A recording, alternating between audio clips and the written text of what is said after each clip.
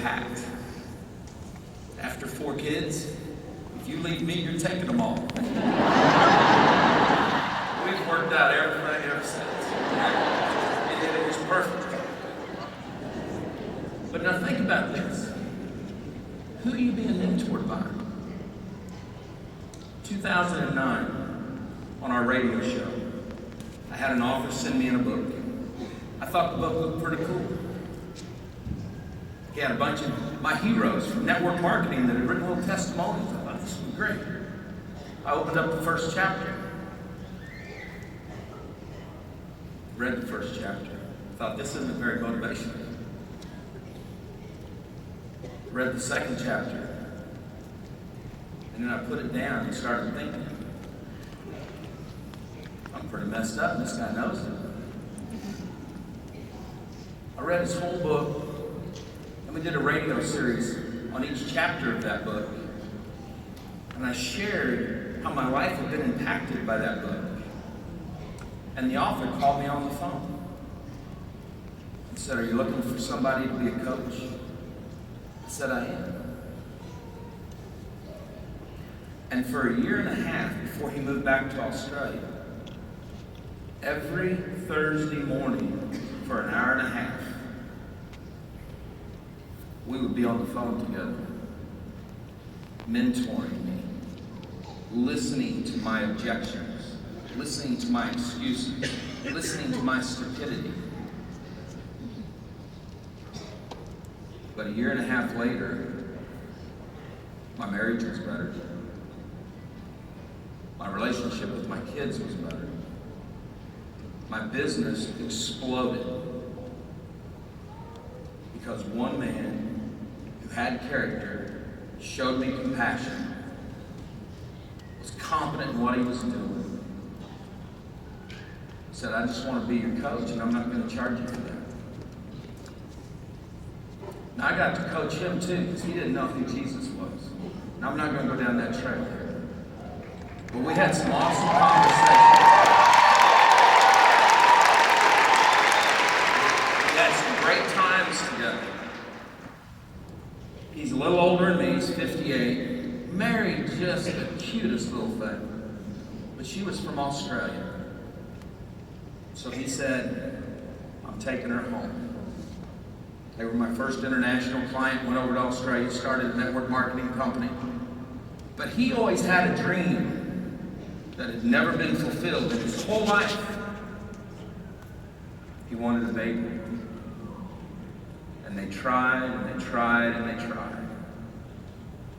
And he sent me a Skype the other day and said, "I got my first recruit. And I'm calling him Junior."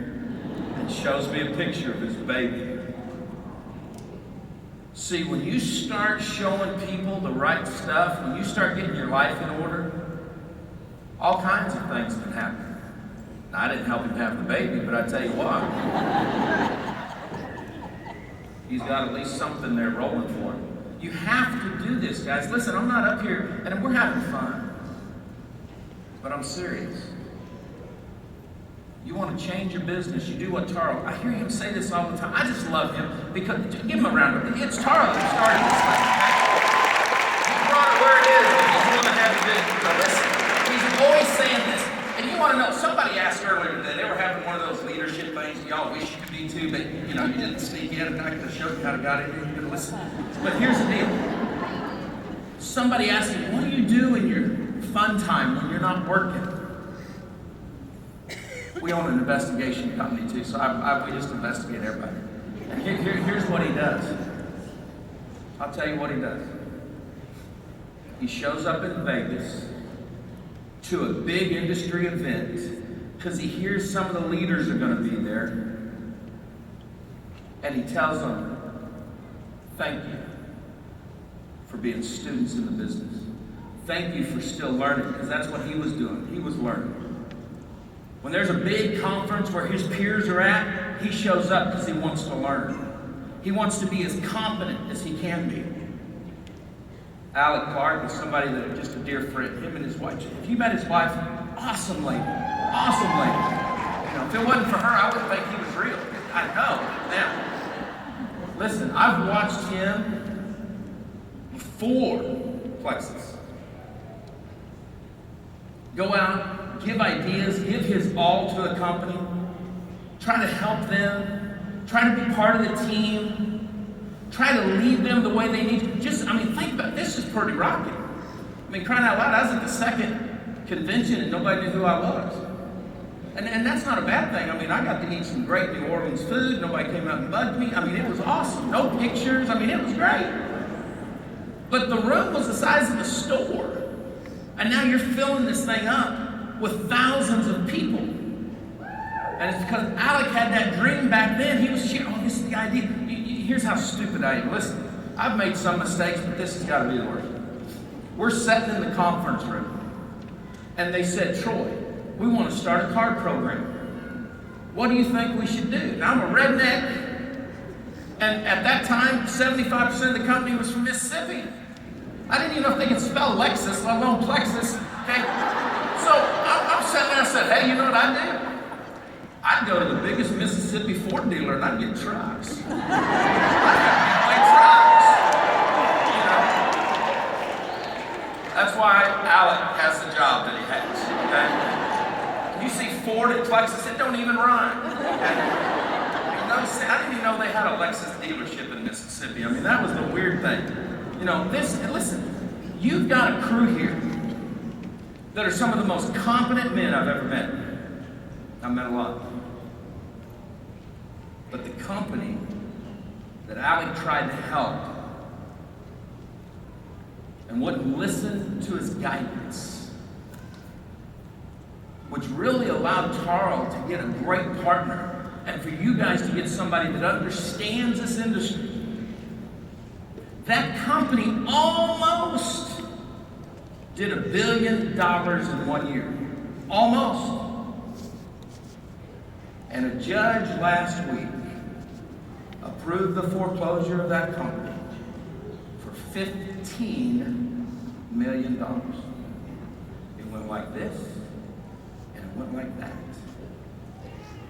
But you guys you've got running your company, understand that what goes up could come down, and that's why you've got the advisory board that they just introduced to you, is because they listen to the field.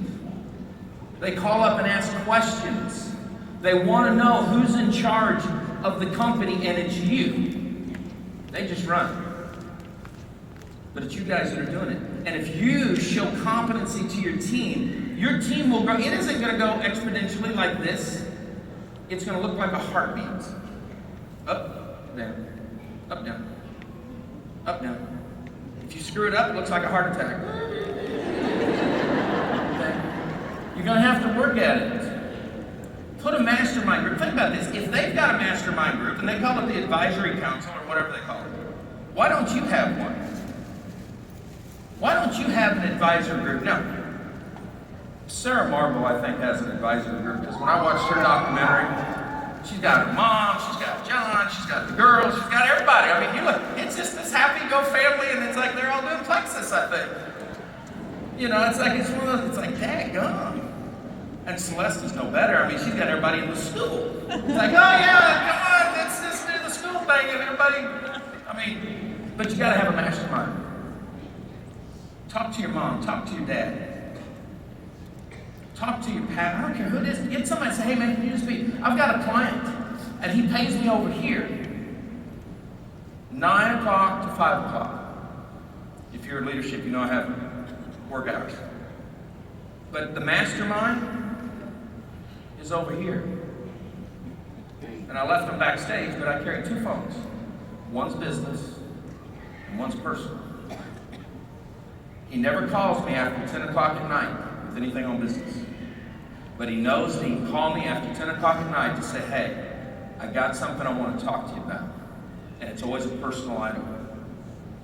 If anybody tells you don't mix personal with with business, screw that. Okay? It's all one thing. Okay? Period. Let's look at the 5th pillar. Commitment. Next to character, commitment is the biggest thing. You can screw it up more than once. But if your team sees that you are die-hard committed, They'll stick with you through thick and thin. People believe in those who stand through adversity. It's not easy. It's going to be tough. There's going to be days you want to quit. You're going to be surrounded by dull, negative, disillusioned crybabies.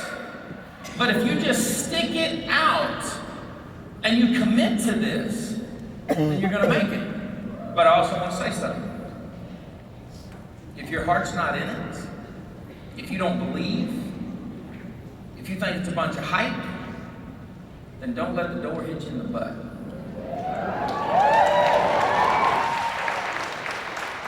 And that's not quitting, that's changing. Because if you're not here for the right reason, if you're dragging your team down, then you're dragging yourself down. And all you're going to do is go whine on Facebook, Plexus doesn't work, network marketing sucks, I want a beer. I mean, it's just, that's all it's going to be. So you got to be committed. You guys have it so easy. You whine, and I mean this in a good way, but I know networkers, I live with them. You whine, I wish we had better videos. I wish we had more videos. I wish we had more, well, you won't call it marketing collateral, you'll say, I wish we had better brochures. When this company was launched, they didn't have nothing. Nothing. But yet, people sitting right where you are today were committed. They tasted the drink, and they said, I'm in. Some of them that I'm going to interview tomorrow hated network. I don't want network marketing. What was it she said? I don't want any more candles or something like that. It was, you know, it's like, it's one of those things. And listen, when I was building my business, I didn't sell products. I couldn't sell myself out of a white pepper bag with a product. But I sold something better. Life insurance. And I was so proud of working with Primerica because, I mean, man, we were the rebels. We were taking on an industry. I was 18, 19 years old, fresh in the Marine Corps, trying to tell my dad, hey, man, you need life insurance. Shut up. I'm buying life insurance from you. But I was committed. I didn't quit. It wasn't the 90-day madman cycle and I was rich. It wasn't my good friend Richard Brooks' book, The 4-Year Career. It was 15 years ago full time. It was hard. My best leaders would quit. Oh, nobody's going through that, have they? Oh, I'm just committed. I love it. You guys are great. Hey, Troy, there's this new shiny token over here. You want to join? No. And did you hear what they wrote about us? Yep. What do you think, Sterl? Doesn't matter. Let's just keep going. It's hard to find a company today that's run like Art Williams ran that company. But every time a negative article came out, he'd print it. And then right beside it, he'd print the results. For almost 10 years, the insurance industry came after him, and the rest of us were in the field building that company. And in that time period, he went before Congress, went before every state AG, went before the insurance commissioners, protecting what he called his termites, those part-time people. The industry of life insurance changed. You didn't used to have a license, and they made it so you had to have a license because of what Primerica did. And the only time that he lost a case was in the state of Kansas on a marketing piece that he forgot to put for training and educational purposes only. That's why I harp on these guys all the time. Man, don't show those income claims unless you say for educational purposes and training only.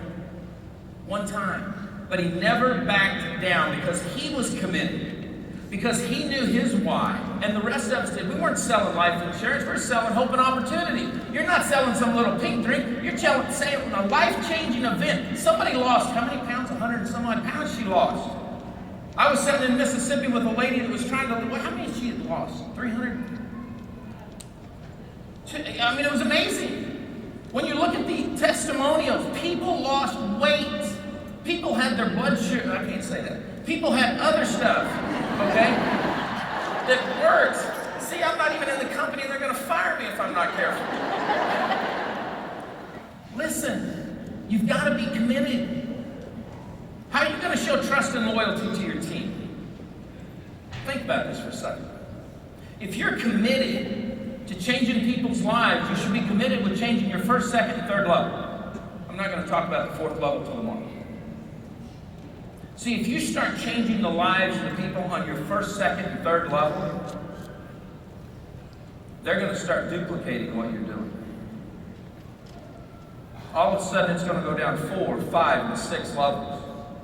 And then some whacked out nutcase is going to say, I quit. And all of a sudden, that person on your 7th, 8th level moves up to your 6th or 7th. All of a sudden, leaders that you never knew are going to produce. And you're going to be sitting there in the audience someday, and you're going to look up on stage, and one of them's going to say something that they learned from you. And that's when you know you're committed. That's when you know that you're starting to duplicate people.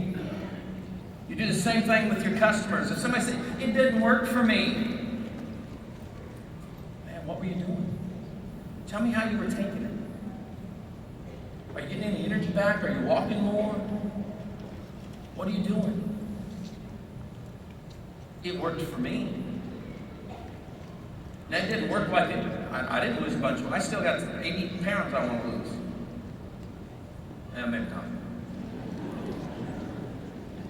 But here's what I know. If I didn't travel as much and eat as many ribeyes at 9 o'clock as I usually do, I lost more than the weight that I lost. So now I'm walking more. I didn't take the shuttle over here. I walked. Because that little girl that I married at 17, well, actually I started dating her at 17, married at 22. I'd really like to be around to see those 2 7-year-olds graduate from high school. And to do that, I know I've got to change my life. And that's what we've got.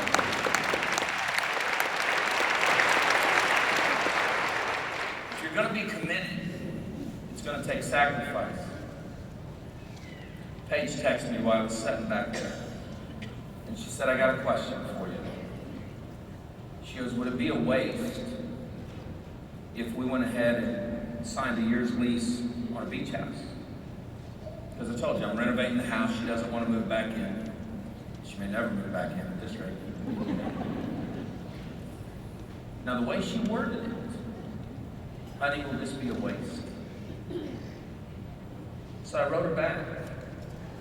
Because I'm committed to what's best for her. And I said, you know, it would only be a waste if I'm not going to have a more relaxed and loving wife. So her next text was, I really need this. And in one of those little smiley faces with the hearts. And then she wrote with her, I learned this word, it's a big word, it's called ellipsis. It's those 3 little dots. I married a romance writer. And then she put, so do you. And I said, okay. You've got to be committed, and you've got to listen, and you've got to be willing to sacrifice. And this is why she wrote this. Most people, where they lease a house is reasonable. But we live in Destin, Florida. So the only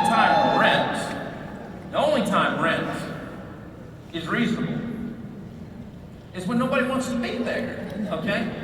So she's wanting to lease a house today. This is the week after Memorial, 2 weeks after Memorial. We were at maximum capacity on that island at Memorial Day. A house on the beach doesn't go for a few $1,000s a month. So I'm scared to death. She's going to write more than one more book this year, I can tell you that. But you've got to be willing to sacrifice for your team, for your family, for your people. I am on the road as much as I am because I've got a 7-year-old daughter. I just love saying that. Okay? I got a 7-year-old daughter who is a phenomenal gymnast. I've got another one that's an excellent dancer. And when they said, hey, can we do this? I was dumb enough to say, what's it cost? And they thought I meant, how much does it cost to go to the gym? And that's just a couple $100 a month. But if you've ever seen gymnastics, it's worse than buying a bikini for a girl. Because they have to have a different Leo, that's short for leotard, for every practice. And then they got to have a different one for every competition. And it costs money. Now, this is coming from a guy that asked his wife to marry him at 17, wanting 5 kids by the time we were in our 20s, and we would be empty nesters by the time we were in our 40s. And I had to learn a valuable lesson about the difference between sacrifice and not sacrifice. Because at the rate I'm going, if she finds another one of these little grandgirls, I could be 100 and still raising kids in that house. You've got to commit, but then you've got to be able to look at your team and say, what are we in this for together? Something that I've always admired about you guys is that every leader I've ever met in this company, from the pioneers that helped pave the way to the freshest leaders here today, from watching the documentaries on YouTube, from meeting them in person, not one have I heard say, I did this. Every one of them have said, I wouldn't be here now if my team hadn't rallied, if my team wasn't with me, if I didn't have this on my team.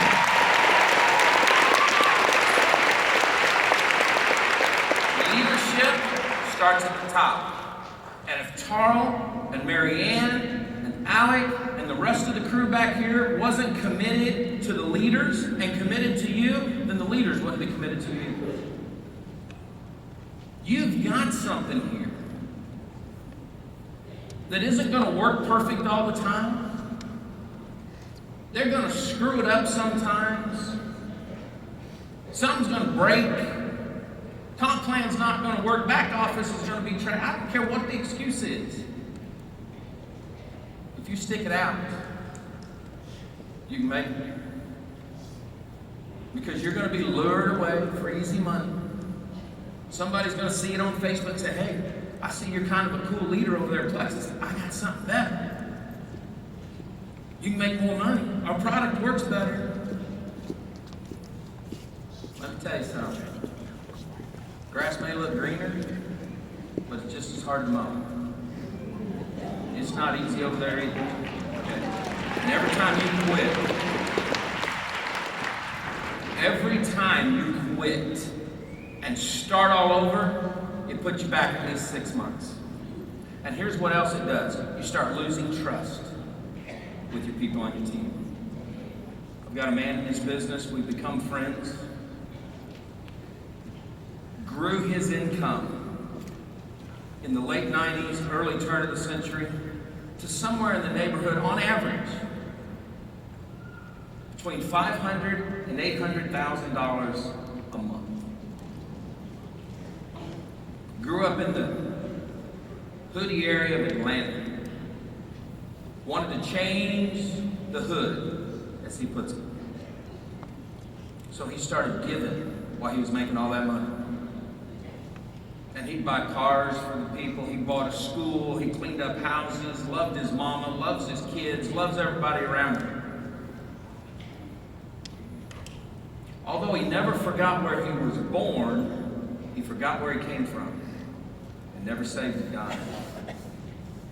Got sideways with the company a few years ago. Their number one income earner, and he decides they owe him more because he's not taking care of his own house. And he decided his commitment was done. And in the last few years, has joined over 10 different companies. And his excuse, couldn't make any money. It's not that he couldn't make any money. He wasn't committed to changing his own self. And little by little, his team has disappeared. You've got to have commitment. You've got to be a willingness to accept the responsibility for your failures got to be willing to give the credit to your team for your successes. Because without them, you'd just be out taking a walk. You wouldn't be leading anybody. Sixth, connection. You've got to be willing to connect with people. Think about this for a minute. People want to follow, buy, and hang out with their friends. This goes back to trust. Very first word I said. You are going to have buyer's remorse from every doggone person you come in contact with if you're not connecting with them at the heart level. Four-letter word people don't want to talk about. I think I used it at the leadership event. I just love this word. Love. If you want to build an organization in this industry, in this company, then you better start loving on your people. And if you don't know what I mean, then you get back to the hotel room. Now, most of these hotels don't have this TV channel. You go back home, and you go to Netflix, and you start watching every episode of Undercover Boss. And you especially look at the one for Silver Dollar City. Okay? Because you start to see that when you get out of your ivory tower as a successful Plexus ambassador, a new gym, and start realizing where you came from, you'll start connecting with people, you'll start making friends on your team, and all of a sudden, just like my friends, when it feels like the world is falling down around you, your team will rally around for you. Jim Dordan is one of the most successful networkers in history. Runs Network 21 in Amway. When his baby was born, he was born with spina bifida. I think I said that right. They had to have over, I think it was 10 surgeries in the first year. Digging deep, trying to save their son's life. And because they had put so much energy, so much sacrifice, so much love into their team, their income doubled that year. And they were worried about their children, but their team was worried about them. That's what you want to build here at Plexus, is a team that will love you all the way to the top because they know you're loving them all the way to the top. They know that you want them to rank up. And listen, you want to be a diamond, that's great, but you need to produce double diamonds. Because that is when you know that you've started to leave a legacy. You've made the connection with people. When you don't connect with people, they quit, they leave, they find excuses. Some of them leave for the right reason too. Just because somebody leaves Plexus doesn't mean that's a bad thing. There's some people you don't want here. They need to go somewhere else. But you need to connect with the right people. Ask yourself this: how are you intentionally trying to connect with every person on your team? And that includes your customers. I had a large Primerica business. I was in the top 10% of income earners in my second company, which was a break-off from Primerica.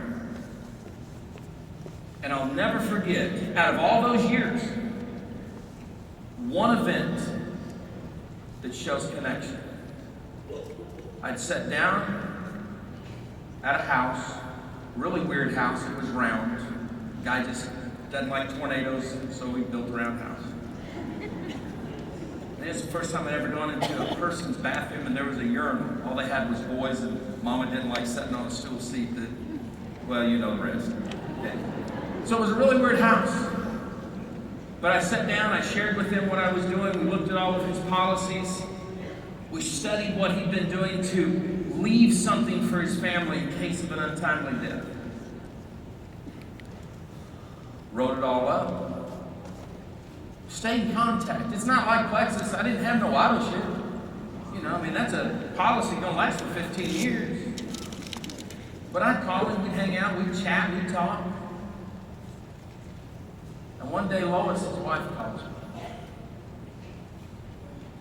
and says, Dan passed away last night. And I just wanted you to know so you can start the paperwork so I could get his life insurance. I said, okay. Went to the funeral, did everything. got the paperwork all done. She signed it, sent it in. Company sends me back the check. I make an arrangement to go out and talk to her. Slid the check over to her. We chatted for a minute, and then she stops and she said, "I need you to take that check back." I said, "Why?" She said, "Because Dan said he trusts you with our money and he wants you to invest it for him." That's connection. You have to make connection with your customers just like you do your ambassadors. That customer may never want to join this business. But if they love you and they love the product and you've shown you care about them, then when they run across somebody that's hungry, looking for a job, that's what they're always doing. They don't want looking for an opportunity, they're looking for a job. She's going to say, "I don't know if this will work for you, but I know somebody that might have an opening." Or they come across somebody that's got some health issue. "I don't know if this will work for you, but you need to call so-and-so," because they know you care. It's not all about the money. I do more pro bono work for distributors than we ever charge you. The reason we do that is because we know that when we sow back into the lives of individual entrepreneurs, that will come back to benefit us. You guys are what makes this company tick. You're what makes this whole industry tick. Network marketing is not a bad thing. It just has some pretty radical, wild people that are in it. Just like being a doctor, or just like being an attorney, or just like being on Wall Street, or anything else you can think of. You should be proud to say, "I'm a Plexus ambassador."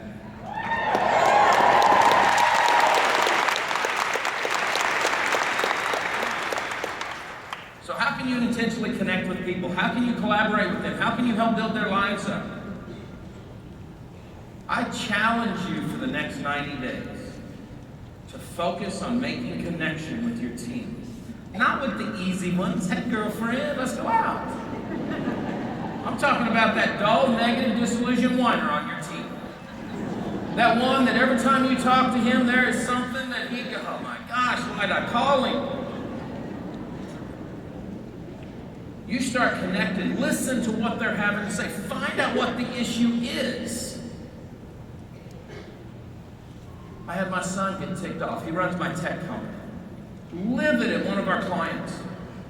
He sends me a text and it's like, "Good Lord, son, I can't let your mom see this." Okay, I mean, he was mad. "You need to terminate, just fire them, give back their money." Dude, chill out. Call the client on the phone. "Hey man,